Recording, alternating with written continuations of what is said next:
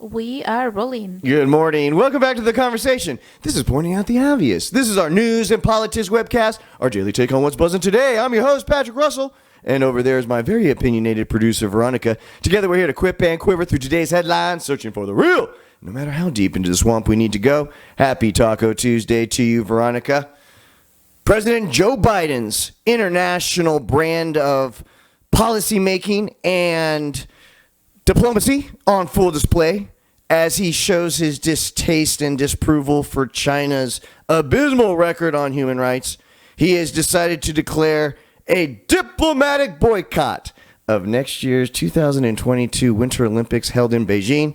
What that means, Veronica, I don't know, considering how the story goes that we're still sending our athletes, so considerable butt will still be kicked and gold medals won by our superior athletes. But now, let's bring it back to what Papa Joe is doing here. So, in politics, Veronica, you have the war hawks, right? The ones, politicians and leaders that believe that force is the only way to exact change. And then you have the doves, right? The people, those in leadership that believe only through diplomacy and non-violent methods do you truly move forward in all aspects of life, to include international diplomacy. So right now you have a chance for President Biden to rattle the saber and use force and threats and bombastic claims of retaliation, or he can use public shame on the world stage, which is exactly what he's trying to do in order to exact some type of policy change positively from the country of China in order to make their record on human rights not so ugly. My question to you from a younger generation's perspective, Veronica, what do you prefer? What do you believe works? Rattling the saber, the use of force and warnings type of diplomacy, or negotiating, public shaming on the world stage, non-violent methods in order to exact change? Your thoughts?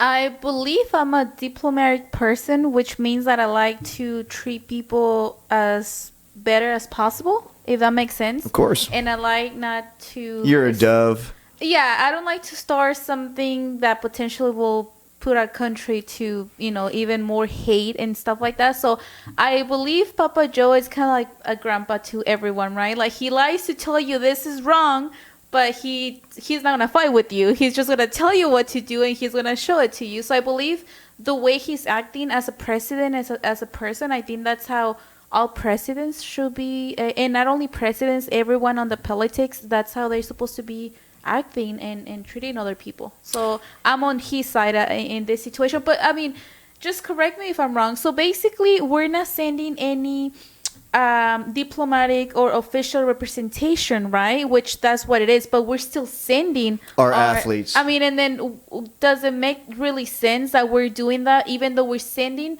It's a purely passive-aggressive show of defiance on the world stage in order to embarrass China, hoping that guilt and shame will exact some type of policy change on how they treat their citizens and their neighbors. Wouldn't be the opposite, where we're shaming ourselves because we're still sending them, but then we're not sending a representative, so it wouldn't be the case? 100% accurate, Veronica, because that's exactly what the war hawks would be declaring, that we are losing our ground as a legitimate superpower, one that now really can't be feared, one that can't really use its military force as a weapon of negotiation, because you have a president whose record shows he's unwilling to send troops unless he has to.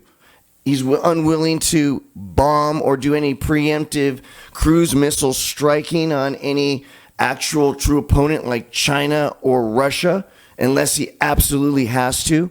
You know, a football coach once said, "You are what your record says you are." Yeah. And Papa Joe Biden is absolutely a political dove. And you have to understand that this is just his brand of diplomacy that probably isn't going to change even in the face of Ukraine. Bringing it back to a webcast that we had recently regarding this phone call that he's going to have with Russian President Vladimir Putin. We also understand that a lot of this passive-aggressive, non-violent methods is going to be really on display with Papa Joe, even with Russia and their imminent invasion of Ukraine. Go ahead. Last question for you. So if we were to obviously win medals and don't we need a representative to make sure that, like, if the U.S. wins a medal through one of the Olympics games, we're not supposed to be question. there to, like, get the medal and be like, hey, we win. You know what I mean? Needless to say, they're writing the rule book on this right now. In fact, I gotta ask, will they play the U.S. national anthem on the many, many, many times that we win a medal? Will they play the national anthem, or will they do something ridiculous and hold a moment of silence? Yeah. Guys, we'll find out together. The Winter Olympics begin, I believe, next year in February. So, guys, there's no right answer, there's no wrong answer, but there definitely is your opinion. Don't just subscribe to this channel, even though we will be doing this back and forth on a daily basis. But lend your voice to the show. It'll make it a whole lot more fun. Guys, remember, it doesn't matter if you lean to the right.